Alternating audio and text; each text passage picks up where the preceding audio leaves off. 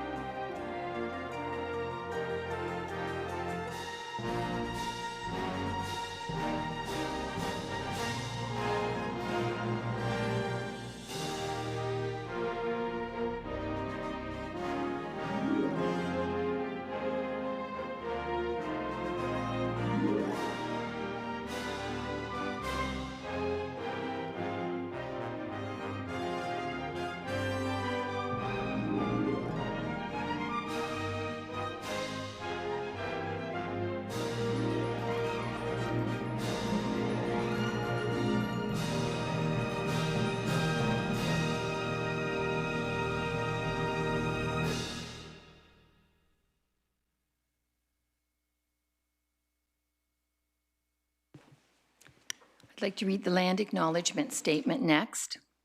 We acknowledge the land on which the County of Essex is located is the traditional territory of the Three Fires Confederacy of First Nations, comprised of the Ojibwe, the Odawa, and the Potawatomi peoples. We specifically recognize Caldwell First Nation and other First Nations which have provided significant historical and contemporary contributions to this region. We also value the contributions of all original peoples of Turtle Island who have been living and working on this land from time immemorial. Looks like everyone is around the council table tonight. Welcome, council. Nice to see you again. It's the first meeting of February, and February is Black History Month. This year's theme is Black Excellence, a heritage to celebrate, a future to build.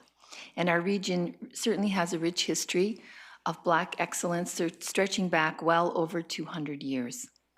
Just 2 weeks ago, Canada Post unveiled a stamp honoring Marianne Shadd, the first Black woman in North America to edit and publish a newspaper. She did this first in Windsor, then Chatham and Toronto. Shadd is just one of many exceptional Black residents who have enriched our area and inspired subsequent generations. It's on their shoulders that a great future is being built. I encourage everyone to celebrate that heritage by taking part in local Black History Month. There are lots of events. You can visit sites like the Amherstburg Freedom Museum, and there are lots of events on the Tourism Windsor Essex Pelee Island website as well. It's also a big month for Essex Windsor EMS.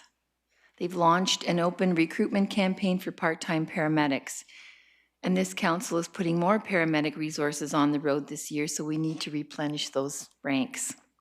The campaign emphasizes the benefits of working for such an innovative service and also the benefits of living in Windsor, Essex, a region on the rise where opportunities abound. Essex Windsor EMS is reaching out to recent graduates and experienced paramedics, connecting with colleges and participating in job fairs to not only tell its story, but also the story of our diverse and dynamic region.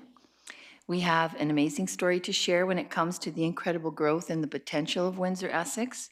We have reasonably priced housing in vibrant communities, bright economic prospects, an outstanding university and college, proximity to the US border, and a resurgent Detroit, a mild climate, stunning water views, natural areas, and a multitude of recreational and cultural opportunities. So you can support the campaign, council members, by visiting the recruitment website and amplifying it on social media as well. It's located at countyofessex.ca/paramedic recruitment, so keep that in mind. Are there any disclosures of pecuniary interest amongst council this evening? See none. Moving on to the adoption of regular meeting minutes, and those minutes are of the regular meeting held on January 17th of 2024. So I'm looking for a mover and a seconder that those minutes be adopted as presented. Moved by Councillor Verbicki, seconded by Councillor Gibb. All in favor? And that's carried. Thank you. There are no delegations this evening. Under communications, we have 8 pieces of correspondence. There is a recommendation that council receive and any noted action be approved. Is there any particular pieces to be pulled out? Councillor McNamara? You're moving? Okay, moving and seconding the communications receipt. Seconded by, I'm just having one of those moments, Councillor Rogers, so seconded by Councillor Rogers. And again, asking for a show of hands, all in favor, and that's carried. Any resolutions? There are none listed.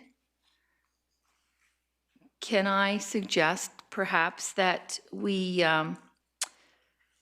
support the AMO resolution that was found under the correspondence? It's a very long resolution. I'm going to read it though, just to have it on board, if that's okay. It's about the social and economic prosperity that we send a letter to Premier, Minister of Municipal Affairs and Housing, Minister of Finance, and to the Association of Municipalities of Ontario. So let me read it, and if you have questions or comments, we can have a chat after.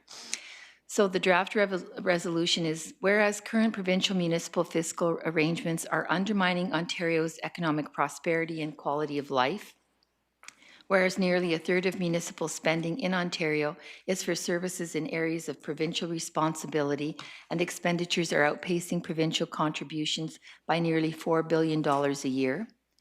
Whereas municipal revenues such as property taxes do not grow with the economy or inflation. Whereas unprecedented population and housing growth will require significant investments in municipal infrastructure. Whereas municipalities are being asked to take on complex health and social challenges like homelessness, supporting asylum seekers, and addressing the mental health and addictions crises. Whereas inflation, rising interest rates, and provincial policy decisions are sharply constraining municipal fiscal capacity. Whereas property taxpayers, including people on fixed incomes and small businesses, can't afford to subsidize income redistribution programs for those most in need. Whereas the province can and should invest more in the prosperity of communities. Whereas municipalities and the provincial government have a strong history of collaboration. Therefore, be it resolved that the Province of Ontario commit to undertaking with the Association of Municipalities of Ontario a comprehensive social and economic prosperity review to promote the stability and sustainability of municipal finances across Ontario. And further, that a copy of this motion be sent to the Premier of Ontario, Minister of Municipal Affairs and Housing, the Minister of Finance, and to the Association of Municipalities of Ontario. I will say that at the last AMO meeting, the discussion was that if all municipalities sent this to the province, asking for conversation to begin. So many things are left to us. And I think homelessness is a fine example where years ago that was not something that we had to put money in the coffers for at budget time. Same with the contribution we made to Leamington Hospital. We've said time and time again, healthcare should not be in our lane. AMO's looking for this conversation to be had. There has not been an economic and prosperity review done since I believe it was 2012 was the last time. So by sending this resolution to the province, we're hoping that conversations will start. This is not to be disrespectful or to cause any kind of grief is not the intention. It's to move the conversation forward, and I believe it is long past due. So I'm looking for a mover and a seconder based on the fact that I believe that needs to be done. So moved by Councillor McNamara, seconded by Councillor Bondi with a comment. Councillor Bondi? Yes, thank you, Warden McDonald. I think it's a good resolution to support. We supported it in Essex, and the report is pretty shocking. It kind of parallels, I thought, our budget process that we had here. And I'm looking at who it's being sent to. I'm wondering if we could also send it to our local MPPs, if that's okay. Thank you. I will add that I think that is important to have that conversation. And if they wish to have that with us, all the better. Thank you. Councillor Bailey? Thank you. My question is just a question of clarification, hopefully for our clerk. Wondering about whether or not there's notice. So I'm a little less familiar with resolutions and certainly notices of motion, things like that. Is there any requirement for us to make sure that residents are aware of the resolutions that are coming forward that allows both members of council and the residents some opportunity to review it digitally or in print form prior to the meeting? No, there's no requirement for that. This motion actually is listed in the correspondence under the January 10th AMO update, but because it's not a resolution that's already supported, that's why we moved it to the resolution section. That's great. Thank you. Anyone else? So it's been moved and seconded. Did you want to speak to it, Councillor McNamara? Yes, please. Thank you, Madam Warden. I think it's important. I think the last time was the provincial municipal fiscal review. That was the terminology, and that was 06 to 08.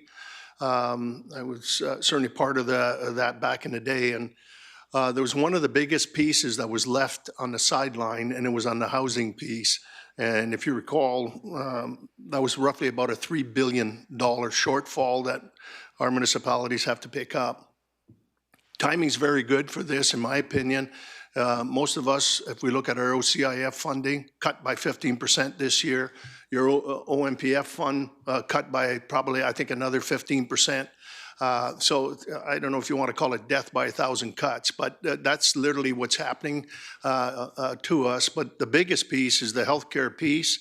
We've seen in our budget, and it was alluded to a little earlier, when almost $3 million that we've had to dig into the budget this year to bring on more EMS personnel and so forth.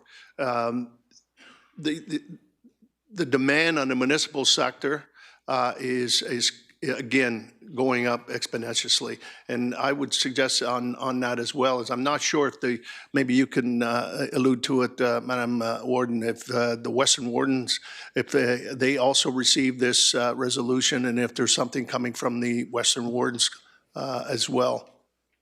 If not, then we should be looking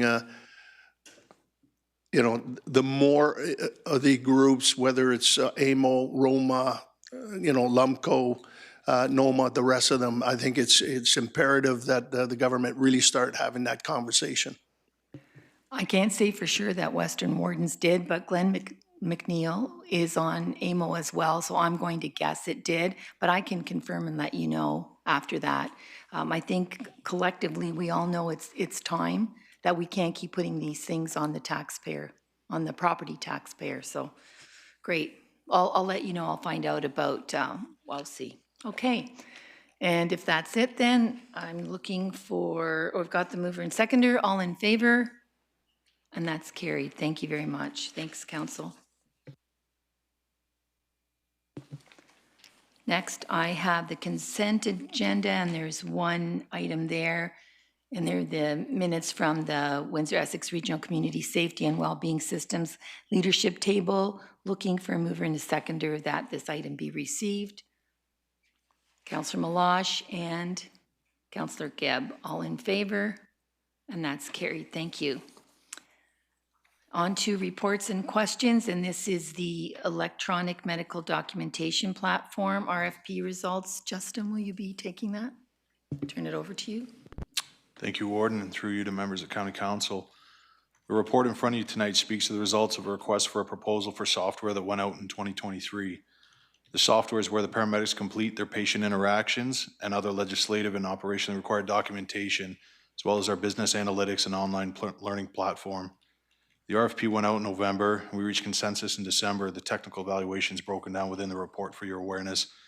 Ultimately, Medusa ESO Medical scored the highest out of all the proponents. For clarity, we've been using electronic documentation since 2011 with a company named Interdev. Medusa ESO Medical purchased Interdev a few years ago, and they're a large organization that focuses exclusively on first responder organization software. They have a large back office with lots of experience in this industry, including arms into research that I see helping us level up as a service in the region. The value of the 5-year contracts listed at $1,112,372 plus HST. And if we choose to extend another 5 years at the end of the first 5-year term, $2,340,719 plus HST. The savings of this contract over 5 years in comparison to our current budget is $177,098.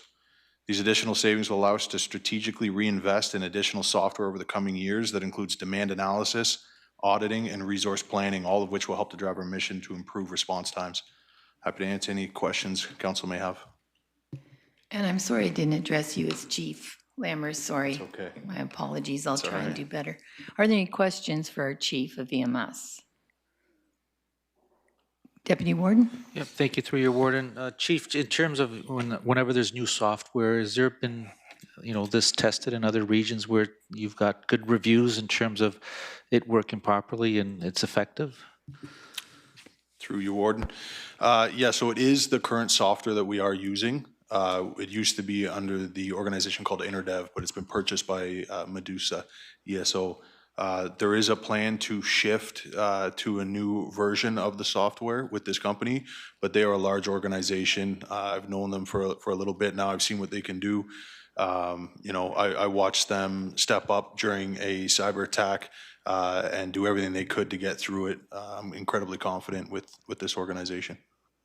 Okay, very good. And you're comfortable with the support, it's 5, maybe 10-year contracts. So if there's technical support or resources, they'll be able to help out and provide that then. We hold their feet to the fire pretty well. Excellent. Thank you.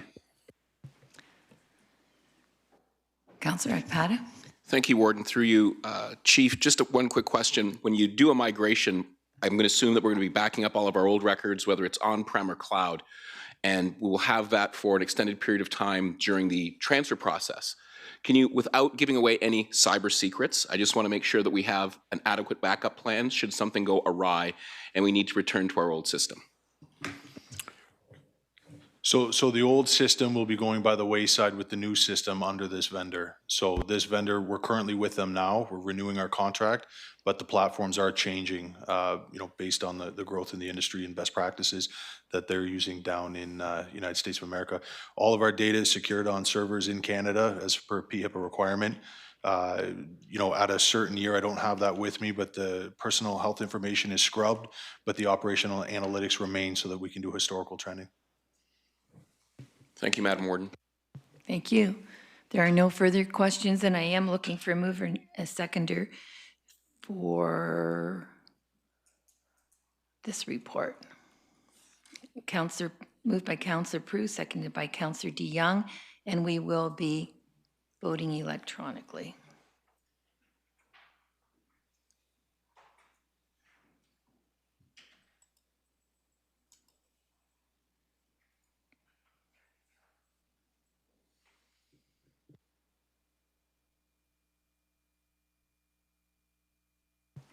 And that's carried. Thank you. Thanks, Chief.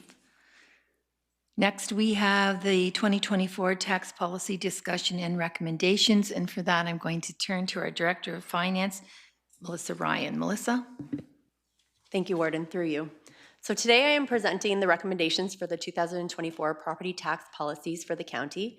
This tax policy establishes tax ratios and property tax policies for the local municipalities within the county's limits. So in November of 2023, we held a regional meeting with all the local treasurers and tax collectors, which initiated the discussions on potential changes to the 2024 tax policy. During this meeting, we revisited tax ratios, specifically addressing the multi-residential class inequity. To keep the new multi-residential and multi-residential classes in parity, there was a phased reduction of the multi-residential tax ratio. 2024 was the final year of the phased reduction, and both the multi-residential and new multi-residential ratio will now be equal with the approval of the attached bylaw. We also discussed the optional small business class in detail and the impact it would have on each local municipality. This class was not deemed necessary due to the absence of gross inequities in each local municipality. To date, only Toronto and Ottawa have adopted this optional class. The small-scale on-farm business subclass was also discussed, and with only 17 eligible properties and the cumbersome administrative burden that would be felt by the individual municipalities, the regional group unanimously recommended against adopting this subclass. The commercial excess and industrial vacant and excess discounts were discussed briefly at this meeting, and the takeaway after this November meeting was that each local municipality would run tax scenarios to determine the impact the removal of these discounts would have on their individual municipality. A second regional meeting with the local treasurers and tax collectors took place in January of 2024. So this meeting was brief and did conclude that several local municipalities would like to propose the removal of the commercial excess and industrial vacant and excess discounts in 2024. A follow-up email confirmation to all local municipal partners did result in a unanimous decision to remove these discounts for 2024. Therefore, the bylaw associated with this report proposes the removal of discounts for commercial excess, industrial vacant and excess, and large industrial vacant land classes.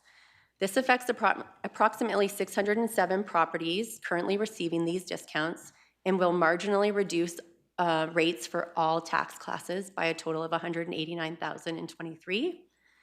The tax assistance programs, including the assistance program for low-income seniors and persons with disabilities and the charity rebate program, were also reviewed at this meeting, and the recommendation from the group was to continue with the assistance programs with no amendments. This concludes my presentation on the report, and I'm open to any questions or discussion from council. Thank you. Thank you, Melissa. We'll start with Councillor Bondy and then Councillor Rogers, Councillor Prue. Please go ahead. Thank you, Warden McDonald. I'm happy to see that the excess commercial, excess industrial, and vacant industrial lands are changing. I think that's a really good move. I did talk to Town of Essex staff about it, and they said that, that is something they're happy to see. I do have a couple questions, and I think I already know the answer, but I still just want to raise it here. At this time, vacant commercial is still taxed as commercial. And then there's no way, what I heard from Essex staff is that there's not a lot of vacant commercial in Essex County. So that's something that we don't want to put an increase in tax on, because I think at one point there was a decrease on vacant commercial, an empty tax for a while. So that's something I don't want to see, but is there any appetite anywhere at all to increase taxes on vacant commercial? That's my first question. Listen. Okay, through you, Warden. So just high level, when we did do our have our regional meetings, there was discussion, but no locals brought that up as something that they wanted to move forward with at that time. But happy to turn to Sandra if she's got any other info. Okay. Further, Councillor Bondy, are you okay? Yeah, that is okay. I do have one more. So multi-residential, evening out the playing field for taxes on multi-residential, is that to, in hopes, stimulate more multi-residential or to, stimulate affordable housing? Because multi-residential is really high on service level. So I'm kind of wondering, why do we want to bring it down so low to residential? And then that's it. Thank you.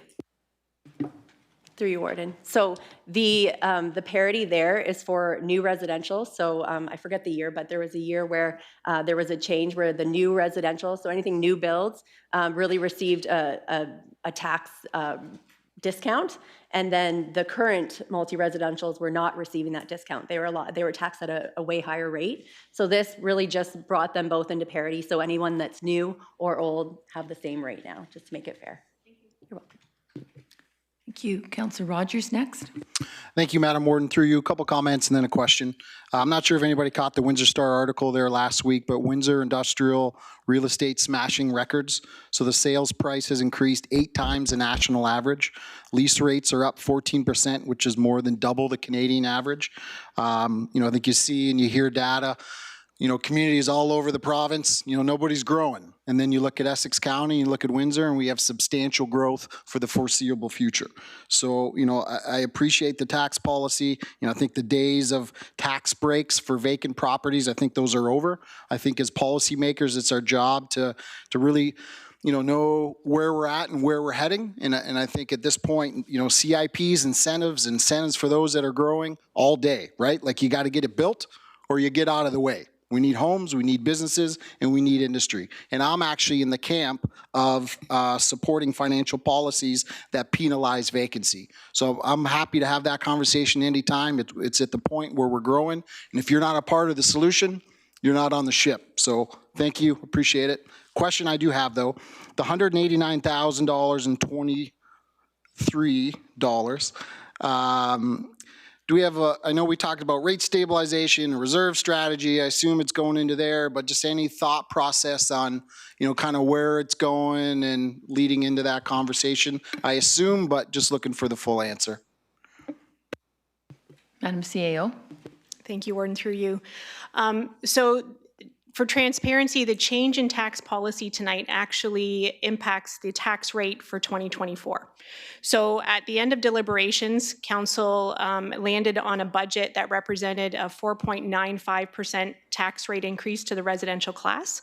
This tax policy change today that eliminates those vacant discounts actually then transfers tax onto those tax classes and off of all of the other ones. That has the impact of lowering the residential tax rate to, I think, Melissa, 4.81%, if my memory is correct.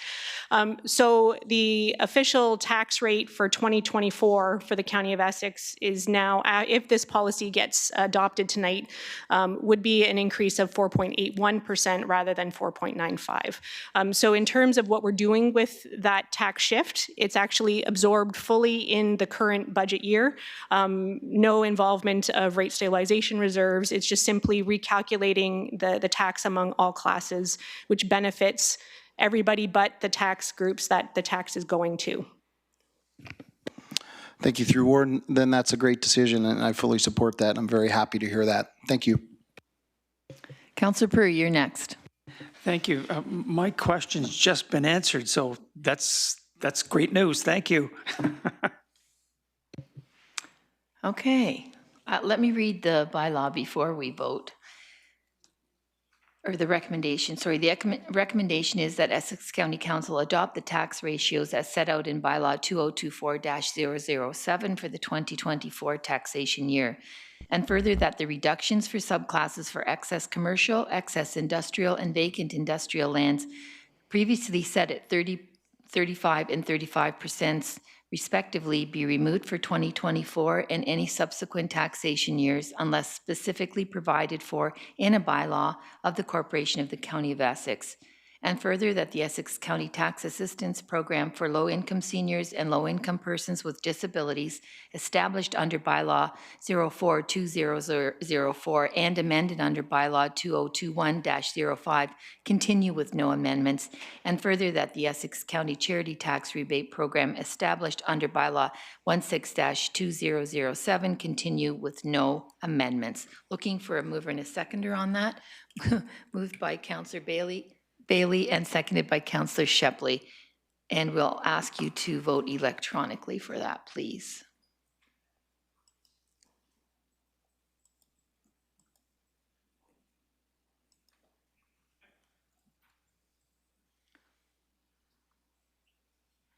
And that is unanimous. Thank you very much. Thank you, Melissa. Next on the list is the procurement policy review. Sandy Pilon and David Sundin will be presenting, and I'll turn the floor over to the two of you. Thank you both.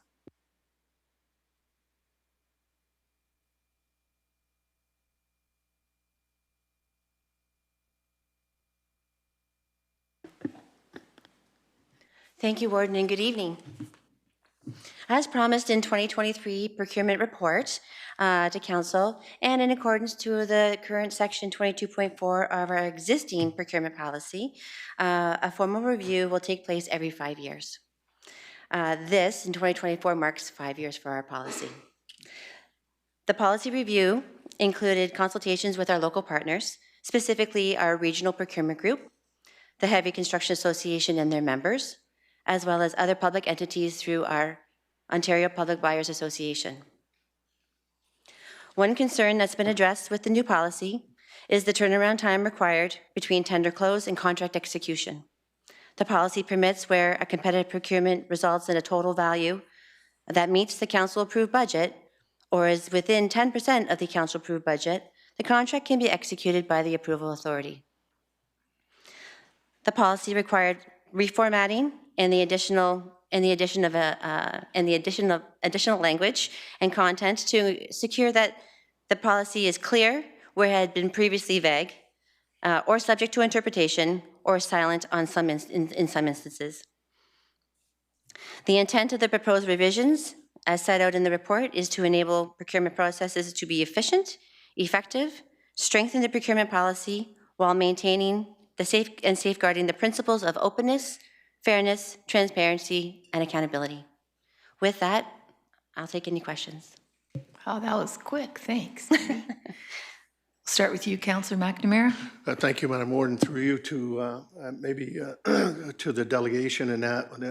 Looking through the document and now that the numbers have gone up, obviously, which makes sense, I didn't see anything there, or maybe it's part of the process, but all our trade agreements now, especially with free trade with Europe and others, and we know in particular some of the bigger projects that we're bidding on, you know, does this comply with all the our trade agreements that we have to fulfill? So through you, Warden. So yes, what we've done is gone through this policy to make sure that we are compliant with best practices, which would include compliance with our trade agreement requirements. Thank you. Anyone else? Councillor Bondi. Thank you, Warden McDonald. I was just doing a little bit of work in comparing the policies, so I'm glad to see that Section 4.9 is still further. It says council will receive regular reporting as part of administration's reporting obligations provided in Section 4.9. So then when I go to 4.9 of the 2019 policy, I see some things, and you could tell me where to go because I don't remember because it's been a long year. It says here the procurement office shall at least annually provide council with a report summarizing all procurement activities completed by the county for that year. Have we seen that? Did we get one last year? That's my first question, please. And what date? Because I'll go back and look at it because I don't know what one looks like yet. Please and thanks. Thank you. Last year, the first procurement presentation to council was made August 16th, 2023, and that basically summed the 5 years of procurement at the level that we had brought it for, starting back in 2018 till today. And in there was decisions of what we're going to be bringing forward in terms of measuring metrics and so forth throughout this calendar year and going forward. Thank you very much. And then just to our CAO, what happens when, and it's kind of related, kind of not, what happens when we like budget projects in 1 year and then say they don't get done? Do we do like an actual versus budget document for council that we get every couple of months so we can see, you know, in 2023 we have, you know, 24, we have this many carry forwards from 2023 that just didn't get done for procurement reasons or budget reasons? Through you, Warden. So on an annual basis in the late summer, early fall, the Director of Financial Services prepares a projection report, which attempts to take a crystal ball to get us to the end of the year. In that report, that's where finance then will accrue or anticipate carryovers for projects that, based on discussions with department heads, we think will either be completed or we have a feeling won't be, and those adjustments are made in that projection report. So that is an annual report that gets presented to council. In terms of more frequent reporting, historically the county has not done that. It is challenging, and I think this is the case as well at the local level. In the first quarter, you're barely getting your feet wet, and then construction season starts, and often it's a slide into home base in December when you're getting your construction projects done. So the bulk of accounting or money spent is happening often in Q4. So bringing anything more often to council from a finance perspective, I can speak personally, is challenging. Even preparing that annual projection report at the end of the summer, beginning of the fall, is a murky look into the crystal ball at best. So we do try to be transparent with council in where we're at in the carryover projects. We haven't, as part of that projection report, done an appendix full listing of projects that are being carried forward. It's all embedded in the projection figures that you'll see compared to actuals, or to the budget rather.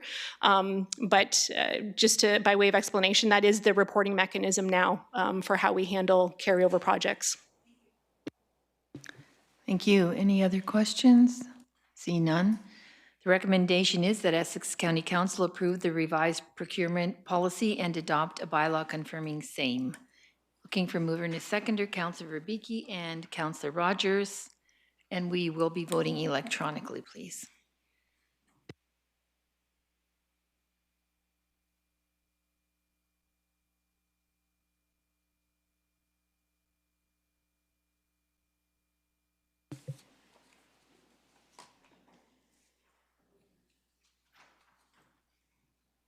And that is carried. Thank you. Next on the agenda is the 2024 Roma Conference delegation update. And for that report, I'll turn to our Chief Administrative Officer, Sandra Sweers. Sandra? Thank you, Warden. Through you to County Council. So in keeping with the new practice we established last summer after AMO, we did have the Roma Conference in January in Toronto. And this report this evening summarizes the delegation efforts that the County of Essex undertook at that conference. In the report, in the discussion section, you'll see the 3 ministries that we did apply for, and was very pleased that all 3 of our delegation requests were approved this time. One of them with a bit of a twist, which I will get to in a moment, but of the 3, we presented to the Ministry of the Environment, Conservation and Parks, and that delegation, we did bring along our General Manager of the Solid Waste Authority, Michelle Bishop, to help advocate on the issues surrounding current legislation and the lack of identification of non-residential recycling and how that is going to be collected when we get into this new producer responsibility era. So that was our main issue there. Happy to hear that the ministry is receptive to looking at refinements to that legislation. And since that time, Ms. Bishop has been in conversation with ministry representatives on providing information specific to Essex County on what that means for our circumstance, for our local municipalities. Next, we applied to the Ministry of Infrastructure, and this is where our delegation request took a little bit of a detour. We originally applied to MOI, but we were told that our topic made more sense to delegate in front of the Ministry of Economic Development, Job Creation and Trade. So we attended with Minister Fedeli, and Alan Botham, our Director of Infrastructure, attended as well as our subject matter expert. And they were really trying to advocate for the reality impacts of transformational development in our region. And certainly thankful to the province and the feds for the investment in Windsor-Essex, particularly with the battery plant. plant and the bridge and the hospital. But what we've seen is that has a ripple effect on our infrastructure, and looking to the province to help us financially in terms of getting across a goal line on projects that are now considerably needed faster than our original timeline and on a much grander scale, particularly grade separated intersections, which carry a very significant price tag. Next, and finally, we presented in front of the Ministry of Health. And for that delegation, the warden and I were accompanied by representatives from our Ontario Health team and familiar faces, Dr. Ken Blanchette, the CEO for the Health Unit, as well as Margot Riley, who is the Executive Director for Windsor Family Health Team. Our advocacy work this year, a little bit different than what we pitched at AMO, still healthcare related, still recognizing the strain on our EMS operation because of strained healthcare resources in our region. We tried to advocate more so on nurse practitioner into established family health team models rather than the traditional physician recruitment sole practitioner model. What we were pleased by was Minister Jones's reaction to the fact that we were accompanied by our Ontario Health Team partners. That really seemed to resonate, and the fact that we are looking to collaborate with those industry experts in our region. And apparently it's the first time they've had OHT members attend with municipalities. So that was good feedback for us, and we're hopeful that that perception of collaboration in Windsor-Essex continues from the provincial lens. So attached to the report is the actual deliverables that we left with each of the ministers. These will get posted to our public-facing website as established last summer, and I'd be happy to answer any questions. Thank you, Sandra. And I will say I was very proud to sit at the ministry tables with the subject matter experts from our team, as well as Dr. Blanchette and Margot Riley. It was good to see, and we had good feedback.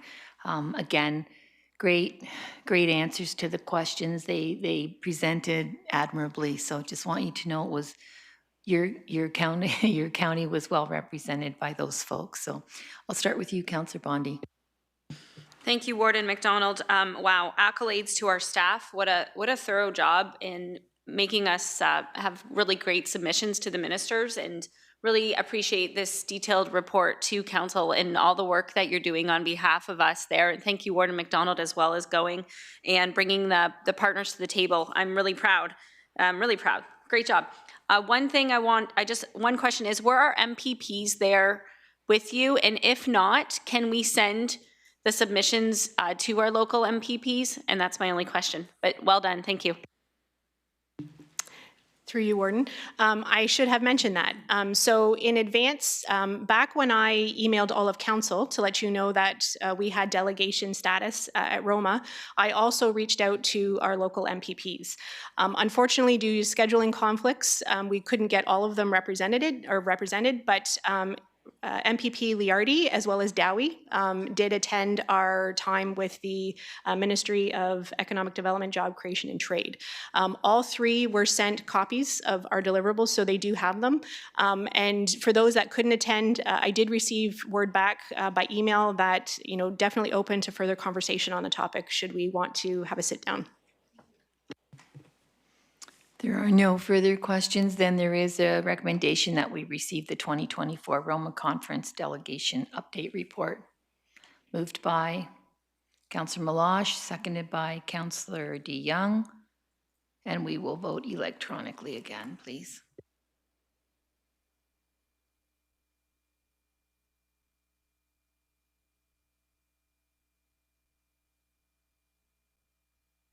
And that's carried unanimously. Thank you. Thank you, Madam CAO.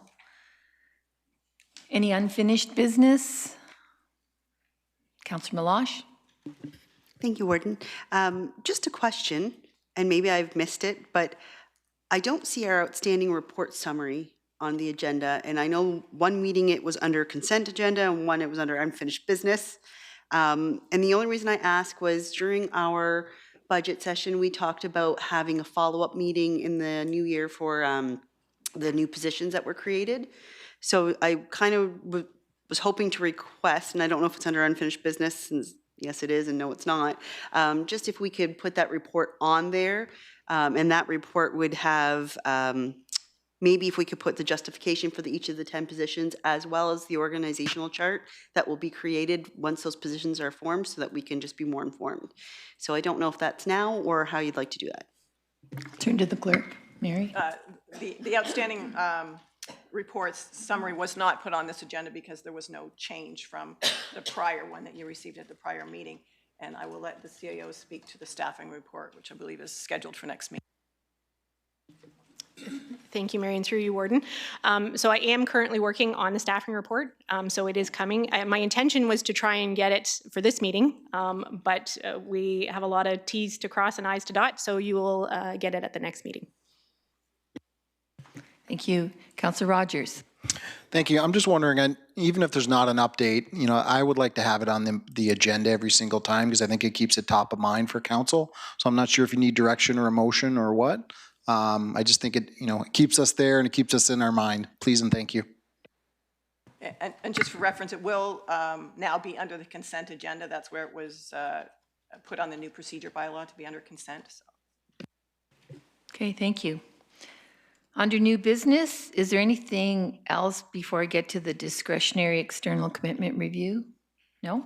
Okay, I'm going to ask you, Councillor Rogers, if you'd like to speak to the notice of motion that you put forward at the January 17th meeting. I'll just read it, and then if you'd like to comment on it. The notice of motion was that Essex County Council give administration direction to consult with local municipalities to investigate their satisfaction with the services provided by any discretionary external commitments, and to invite these organizations to present to County Council and the local municipalities to demonstrate the benefit they are providing to municipalities and the value for money invested by the county, and that a report come back to County Council prior to 2025 budget deliberations. And if you'd like to speak to that, I'll turn the floor over to you. Madam Warden, I don't think I could say it better myself. Well, thanks. Moved by, I'm going to say yes, moved by Councillor Rogers and seconded by Councillor Bondi. Can we speak to that or no? There's no speaking to that. Yeah, any comments further? Councillor Wallstedt. Thank you, Madam Warden. So I assume this means that you'll be, administration will be speaking with the municipal councils themselves at each of the municipalities because staff may not know what we're all thinking at times. So, okay, so it's with councils. That's good. Thank you. I had Invest Windsor Essex board meeting last week and I let them know the same thing that was coming down the pipe.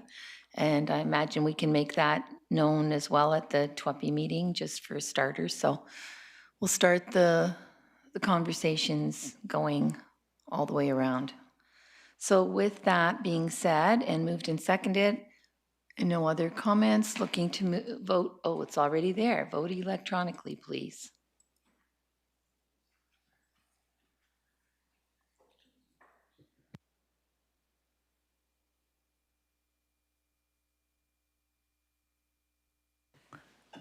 And that's carried unanimously. Boy, we're really on a unanimous roll here tonight. Next, adoption of bylaws, and I'll turn this portion over to our clerk, Mary Birch. Mary? Bylaw number 2024-07, a bylaw to establish tax policy and levy property taxes for the year 2024. Bylaw number 2024-08, a bylaw to adopt a procurement policy for the Corporation of the County of Essex. Bylaw number 2024-09, a bylaw to confirm the proceedings of the Council of the Corporation of the County of Essex for the regular meeting held February the 7th, 2024. Looking for a mover and a seconder. Question? Thank you, Madam Warden. Can we deal with 15.1, which is a budget bylaw, separately?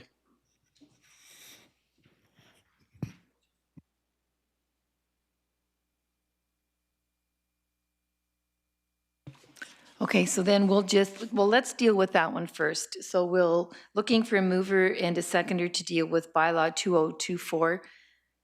2024-07, and that is a bylaw to establish tax policy and levy property taxes for the year 2024. Moved by Deputy Warden Bacchetti, seconded by Councillor Prue. We will be voting electronically. Yes, thank you.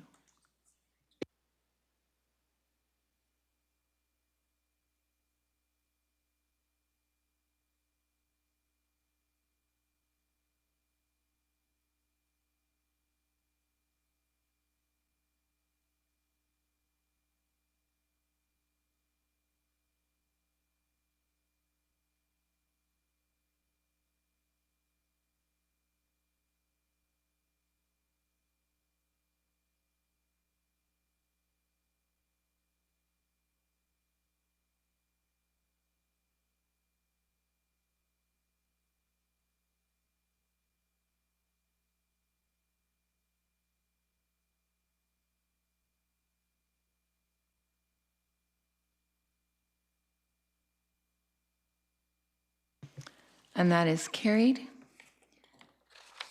Then we'll vote on bylaw number 2024-08, and that is the procurement policy, and then bylaw 2024-09, and that's the bylaw to confirm the proceedings of the meeting held this evening. Moved by Councillor Verbicki, seconded by Councillor Rogers. And we will be voting electronically when that comes up on the screen.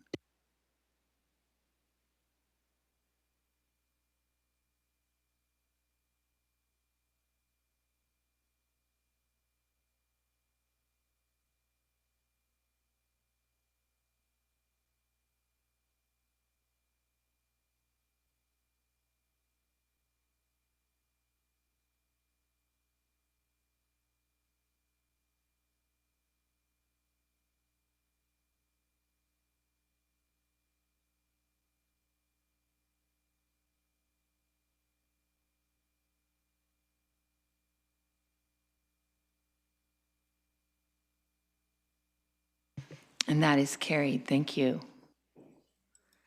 Are there any notices of motion this evening? See none? Well, we're at the moment for adjournment. Moved by Councillor DeYoung and seconded by Councillor Rogers. All in favor of adjournment? And that's carried. Thanks, everyone. And with that, we'll bid you all a good night.